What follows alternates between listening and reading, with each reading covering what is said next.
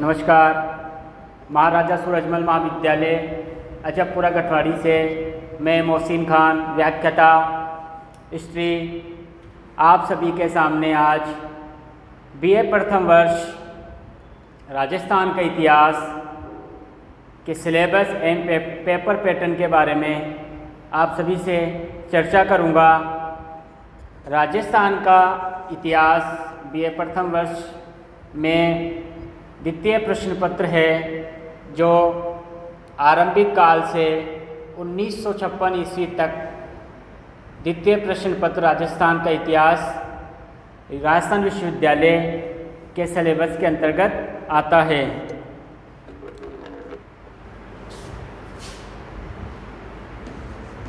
Paper द्वितीय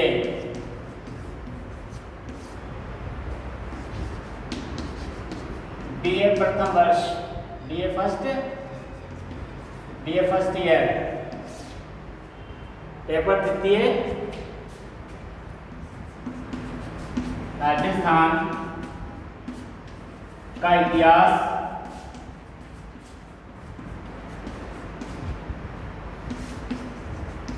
आरंभिक काल से लेकर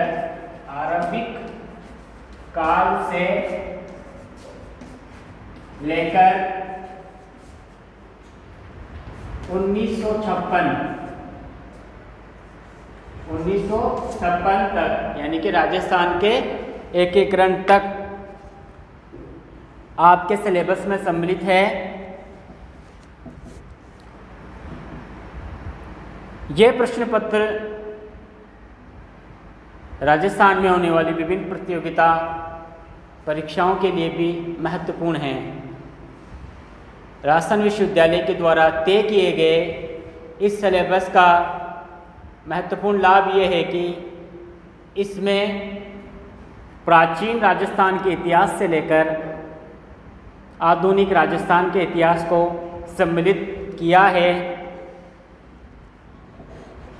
इस पूरे पेपर पैटर्न को या इस पूरे सिलेबस को राजस्थान विश्वविद्यालय ने 3 खंडों में 3 सेक्शंस में बांटा है। 3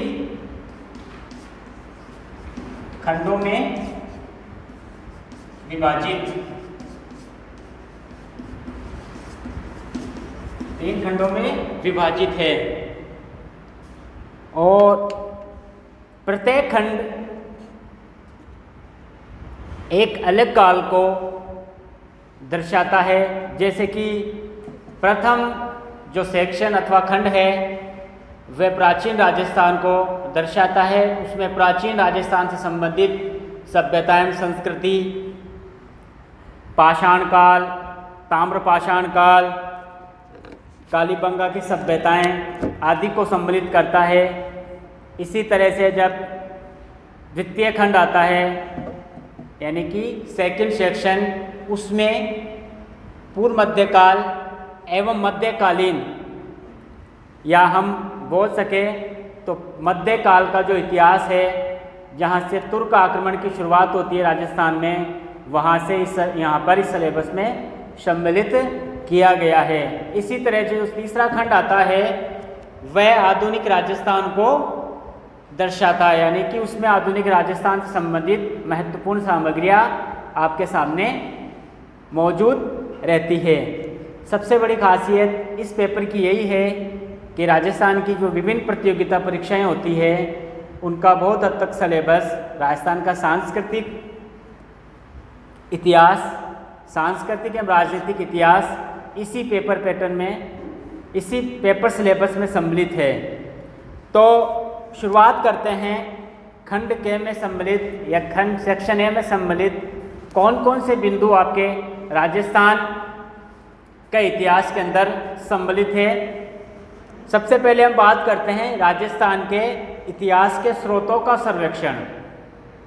दोस्तों, राजस्थान के इतिहास के स्रोतों का सर्वेक्षण से तात्पर्य है कि जो पूरी बुक है राजस्थान का इतिहास किसी भी राइटर की हो, उस बुक की रचना का जो आधार है वह स्रोतों के माध्यम से, यानी कि राजस्थान का जो इतिहास लिखा गया है ना, वो विभिन्न स्रोतों की सहायता से लिखा गया है। और आपके शुरू में ही इस टॉपिक को सम्मिलित किया गया है, जिनमें बहुत सारे स्मारक, पुरातात्विक साक्ष्य, ऐतिहासिक साक्ष्य, ख्यात, फारसी साहित्य आदि सभी को, सिक्के, सभ्यता एवं संस्कृति का इतिहास आदि सभी को इसमें सम्मिलित किया गया है। तो सबसे महत्वपूर्ण ये टॉपिक है और परीक्षा में 20 नंबर का इसमें बड़ा प्रश्न भी आता है, काफ़ी महत्वपूर्ण है, हर साल भी आ सकता है और कुछ सालों के रिपीट के बाद भी ये प्रश्न पूछा जाता है।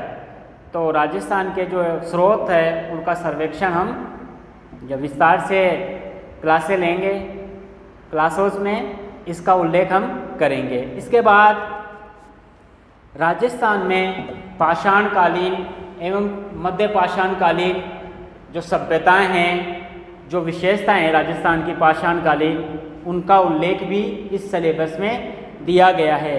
इसके बाद चूँकि पाषाण काल के बाद ताम्र पाषाणकालीन संस्कृतियों का उदय होता है, अतः भारत की तरह राजस्थान में भी ताम्र पाषाणकालीन एवं ताम्रयुगीन संस्कृतियों का विस्तार हुआ है। उनका विस्तार से विवेचन एवं विशेषताओं का उल्लेख भी हम इस सिलेबस में करेंगे। इन ताम्र पाषाणिक ताम्रयुगीन सभ्यताओं में आपके सिलेबस में 3 मुख्य सभ्यताएं आहड़, बालाथल और गणेश्वर का विशेष रूप से उल्लेख किया गया है, उसका हम विस्तृत रूप से अध्ययन करेंगे। इसके बाद जो मेन जो बिंदु जो टॉपिक शीर्षक आप सभी के सामने उपस्थित होता है वह कालीबंगा की सभ्यता एवं संस्कृति है। राजस्थान ही नहीं बल्कि भारत की भी एक महत्वपूर्ण सभ्यता एवं संस्कृति है कालीबंगा। आज़ादी के बाद भारत में मिलने वाले प्रमुख पुरास्थलों में कालीबंगा का अपना एक अलग इतिहास है, जो सेंधव सभ्यता के समकालीन होने के साथ साथ उससे प्राचीन भी जाता है।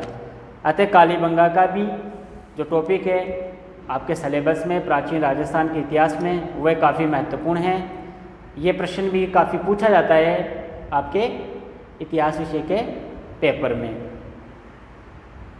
इसके साथ एक बात और बताना चाहूँगा, आपके जो प्रथम प्रश्न पत्र BA प्रथम वर्ष में प्राचीन भारत का इतिहास का जो पेपर चलता है उसमें सिंधु सभ्यता के साथ कालीबंगा सभ्यता का भी उल्लेख है।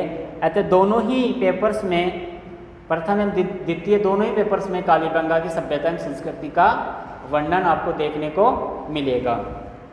इसके बाद आपके सेक्शन फर्स्ट में ही राजस्थान में मत्स्य जनपद एवं गणतांत्रिक जातियों का उल्लेख होता है। प्राचीन मत्स्य जनपद 16 महाजनपदों में से एक महाजनपद मत्स्य महाजनपद, जिसका इतिहास काफ़ी प्राचीन रहा है, महाभारत काल में भी उसका उल्लेख मिलता है। इसी तरह कुछ गणतांत्रिक जातियाँ जो पंजाब आदि क्षेत्रों से निकलकर बताया जाता है कि सिकंदर के आक्रमण के बाद राजस्थान में प्रविष्ट की, इनमें शिवी, मालव आदि जातियों का उल्लेख विस्तार से किया गया है आपके सिलेबस में, उसका भी हम वर्णन करेंगे। इसके बाद अगला जो बिंदु है पूर्व मध्यकाल में आपके खंड के में ही, ये खंड के में सेक्शन ए में ही सम्मिलित है, वह है राजपूतों की उत्पत्ति। काफ़ी इम्पोर्टेंट टॉपिक है। राजस्थान का जब इतिहास पढ़ते हैं तो बिगर राजपूतों के राजस्थान के इतिहास की हम कल्पना भी नहीं कर सकते। तो राजपूतों की उत्पत्ति एक महत्वपूर्ण बिंदु आपके सामने है, जो 20 नंबर के बड़े प्रश्न के रूप में भी आपके पेपर में आता है। इसी से हम विभिन्न राजपूत जातियों के जो उनका उद्भव है उनके बारे में जान सकते हैं। इसी खंड में, इसी सेक्शन ए में गोहिलों, गुर्जर प्रतिहारों एवं चौहानों का उत्कर्ष का उल्लेख विस्तार से दिया गया है। ये 3 महत्वपूर्ण राजवंश राजपूतों के हुए हैं, जिनका उल्लेख हमारे सामने उपस्थित है। वो हमारे सामने राजस्थान के इतिहास के आपके द्वितीय प्रश्न पत्र में मौजूद है। गोहिल, गुर्जर प्रतिहार और चौहान या चाहमान, इन तीनों का विस्तार से हम वर्णन करेंगे। इस तरह से आपका सेक्शन ए खंड के कंप्लीट होता है, जो प्राचीन राजस्थान को इंगित करता है, प्राचीन राजस्थान को दर्शाता है। दूसरा सेक्शन बी में जो राजस्थान का इतिहास मिलता है वह मध्यकालीन राजस्थान का इतिहास हमें मिलता है, मध्यकालीन राजस्थान के इतिहास को दर्शाता है। क्योंकि हम जानते हैं कि पूर्व मध्यकाल के बाद राजपूतों जातियों का, राजपूत राजवंश थे, उनका धीरे धीरे पतन होने लग गया, उनकी शक्तियाँ कमज़ोर होने लग गई, उनका राज्य छोटे छोटे होने लग गए। चूँकि तुर्क आक्रमणकारियों ने दिल्ली, अजमेर यानी कि उत्तर भारत के क्षेत्रों पर अधिकार कर लिया था, एक तरह से भारत में 12वीं सदी में के अंतिम वर्षों में दिल्ली सल्तनत की स्थापना हो चुकी थी।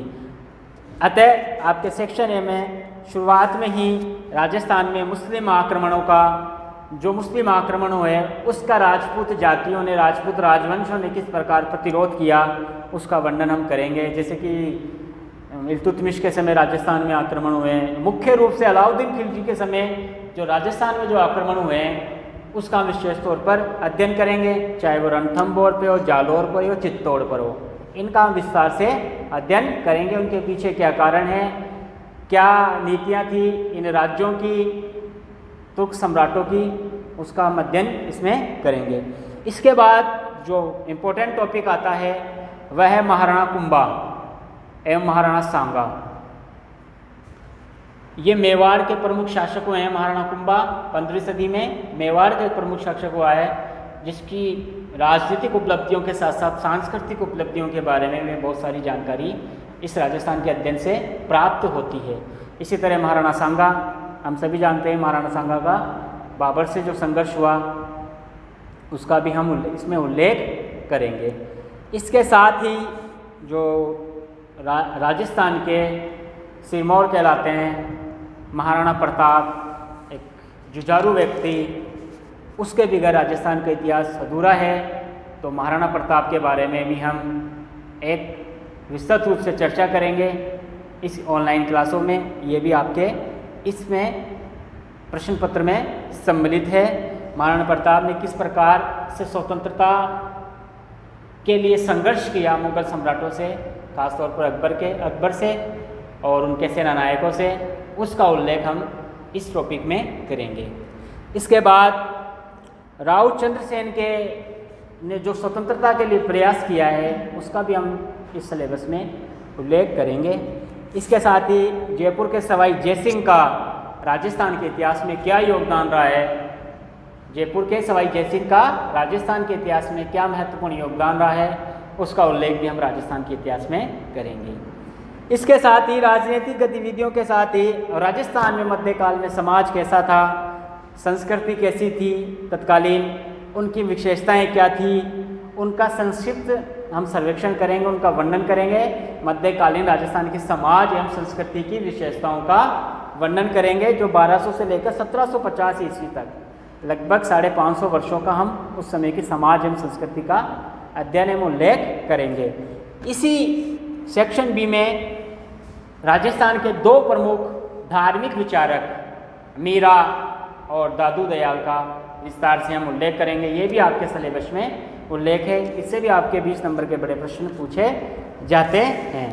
इसी के साथ इसका जो अंतिम बिंदु है खंड ख सेक्शन बी का, वह राजस्थान में कला एवं स्थापत्य कला, मध्यकाल में जो कला राजस्थान की थी, स्थापत्य कला, चाहे उनमें दुर्ग स्थापत्य हो, मंदिर हो, आदि जो बनाए गए मध्यकालीन शासकों के द्वारा, उसका हम विस्तार से इसमें वर्णन करेंगे।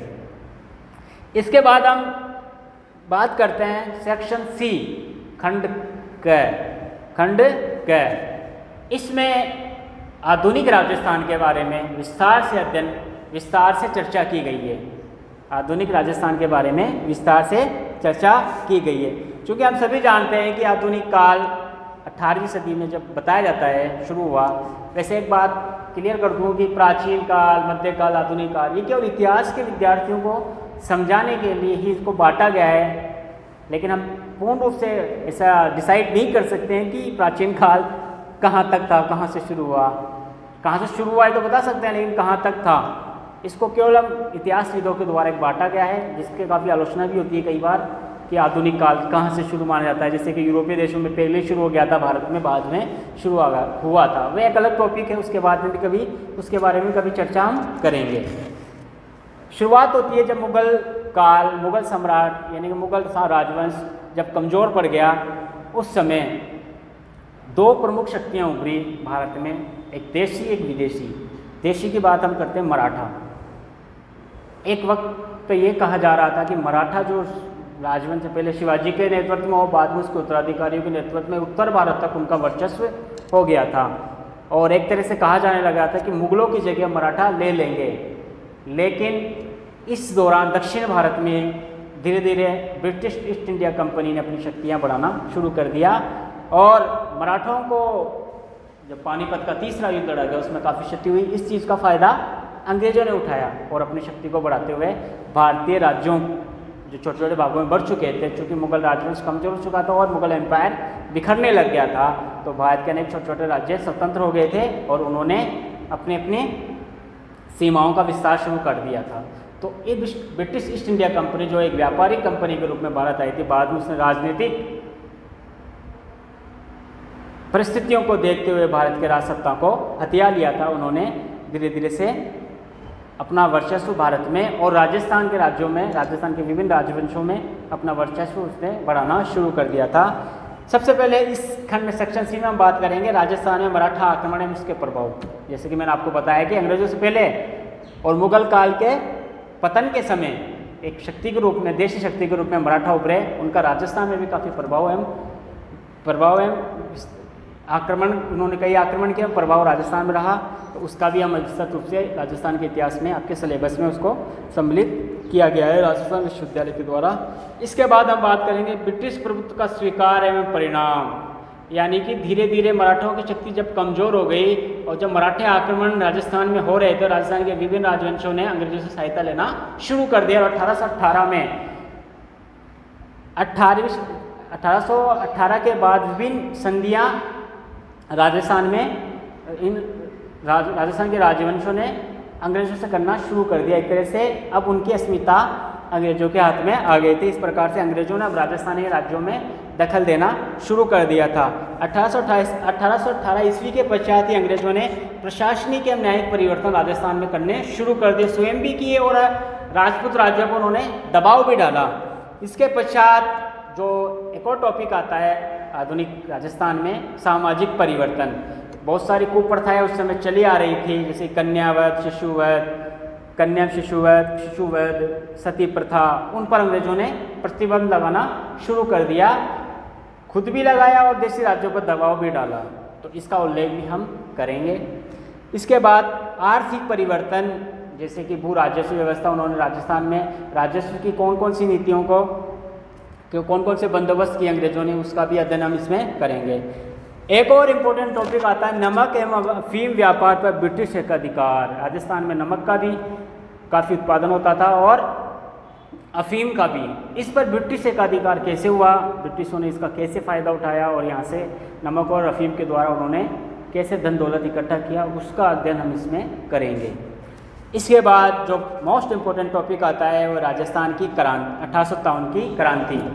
चूँकि हम जानते हैं कि उत्तर भारत में, खासतौर पर राजस्थान में भी 1857 की क्रांति का काफ़ी वर्चस्व रहा था, काफ़ी प्रभाव रहा था। हालांकि कुछ राजपूत राज्यों ने या कुछ देशी राज्यों ने अंग्रेजों का साथ भी किया था, लेकिन 1857 के विप्लव जो हुआ उसका प्रभाव राजस्थान में काफ़ी पड़ा। उसके बारे में हम विस्तृत रूप से अध्ययन करेंगे राजस्थान के इस टॉपिक में।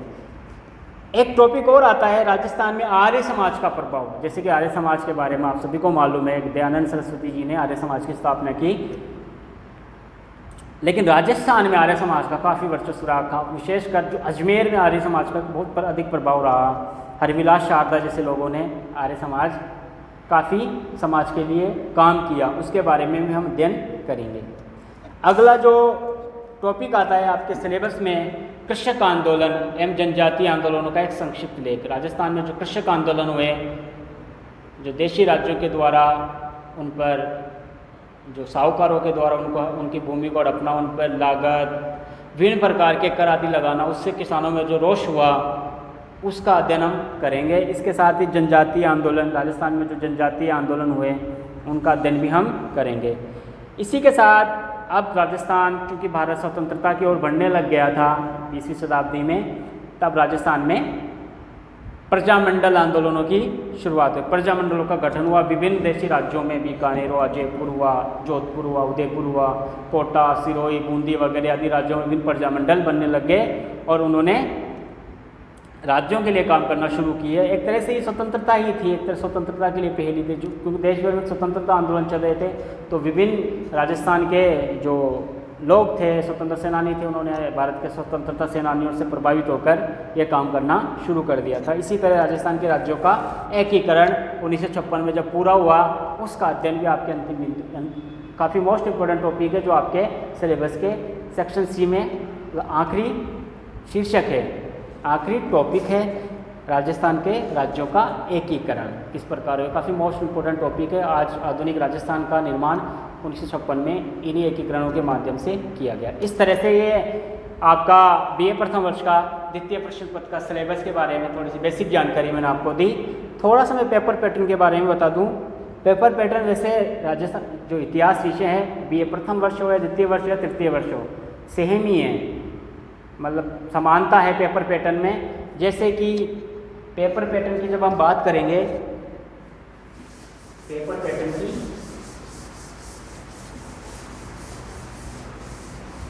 यानी कि परीक्षा में जो प्रश्न पत्र आएगा ना, वो कैसा आएगा। परीक्षा में जो पेपर पैटर्न होगा वो होगा आपके 100 नंबर का, 100 मार्क्स। कितने मार्क्स होगा 100 मार्क्स का, 100 नंबर का आपका फर्स्ट पेपर होगा। दूसरा पेपर होगा वो भी 100 नंबर का होगा। दोनों पेपर कितने को होंगे, 100 नंबर के। कितना है, 200 नंबर का आपका इतिहास विषय है। आपके पास 3 ऑप्शनल सब्जेक्ट होंगे 600 नंबर के, उसी के आपके मार्क्स आपके परसेंटेज में जुड़ेंगे। 200 नंबर का, जैसे कि आपके पास इतिहास है 200 नंबर का होगा, आपके पास पॉलिटिकल साइंस है 200 नंबर का होगा, आपके पास भूगोल है 200 नंबर का, आपके पास हिंदी साहित्य, जो भी हो 3 विषय होंगे। मैं इतिहास विषय पढ़ाता हूँ, चूँकि इतिहास के बारे में आपको जानकारी दूंगा। 100 नंबर का है, जैसे कि राजस्थान का जो इतिहास है आपका द्वितीय प्रश्न पत्र 100 नंबर का होगा। पहला प्रश्न पत्र प्राचीन भारत का इतिहास भी, ये भारत का इतिहास जिसको हम बोल सकते हैं, वो भी 100 नंबर का ही होगा। तो दोनों का पेपर पैटर्न सेम है, सिलेबस अलग अलग है। उस सिलेबस के बारे में मैं आपको जानकारी बाद में दूंगा। 100 नंबर का पेपर है। ये 100 नंबर का जो पेपर है वो 60 + 40 मार्क्स, 60 + 40 मार्क्स में बटा हुआ है। ये 60 नंबर के जो मार्क्स है, ये निबंधात्मक प्रश्न पूछे जाएंगे। निबंधात्मक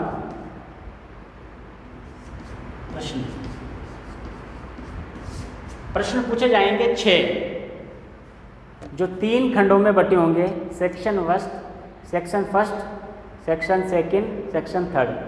खंड ए, खंड ख, खंड ग, सेक्शन ए बी सी। प्रत्येक खंड में से आपको एक प्रश्न करना पड़ेगा। जैसे 2 प्रश्न आ गए, उनमें से आपको एक करना पड़ेगा 20 नंबर का। दूसरे खंड में से आपको एक करना पड़ेगा 20 नंबर का। तीसरे खंड में से आपको करना पड़ेगा एक 20 नंबर का, यानी कि 60 नंबर के मार्क्स आपके होंगे। कई बार क्या होता है कि संक्षिप्त टिप्पणियाँ भी पूछ ली जाती है, जैसे कि थर्ड सेक्शन में पूछ लिया, एक बड़ा प्रश्न पूछ लिया और उसके नीचे 4 संक्षिप्त टिप्पणियाँ होगी, जिसमें से आपको 2 करनी पड़ेगी 10-10 नंबर की। तो ऐसे भी हो सकता है।